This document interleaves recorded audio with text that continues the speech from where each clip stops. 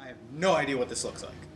Hi, I'm Junie from the Violin Library, and I want to take a sec to tell you about some free ebooks you can access online if you're looking for something to read with the family.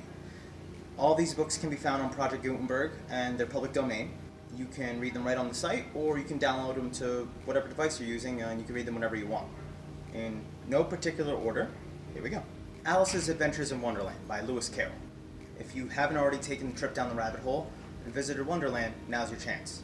Follow young Alice as she meets a colorful cast of characters and deals with levels of absurdity she does not want to deal with. Check it out if you like fantasy and rabbits. Don't if you hate giant sentient playing cards, creepy cats, and tea parties. Nope, not doing that one. Definitely not doing that. 20,000 Leagues Under the Sea by Jules Verne. A classic sci-fi adventure that has everything. A submarine? I think there's a narwhal mentioned at one point.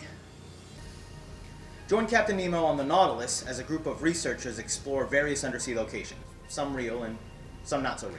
Check it out if you enjoy mysterious exotic settings, morally ambiguous submarine captains, or if you would also give your submarine a really cool sounding name. Don't if you're hydrophobic. Anne of Green Gables by Lucy Maud Montgomery. What's a gable? A portion of a wall that's part of the roof. She's just Really? a window underneath it.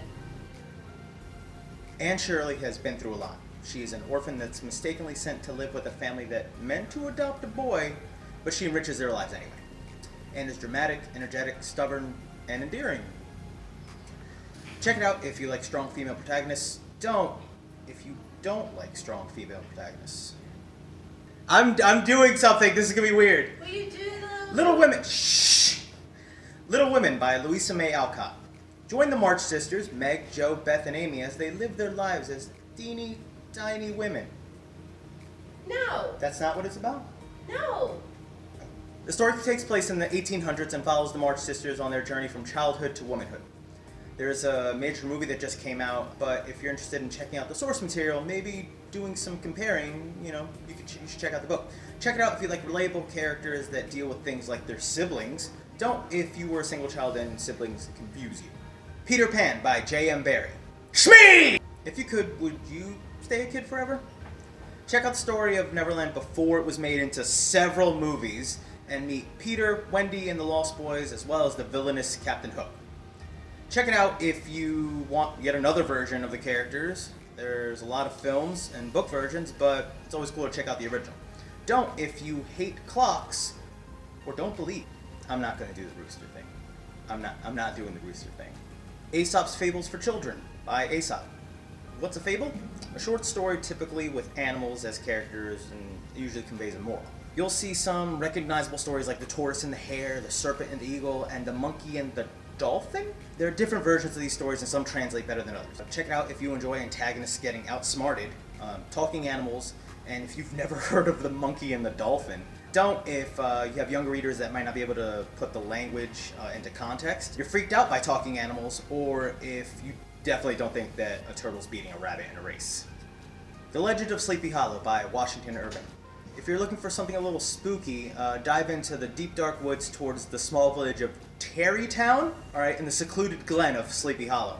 For a lot of people, this is the origin of the Headless Horseman that's featured in plenty of stories and nightmares.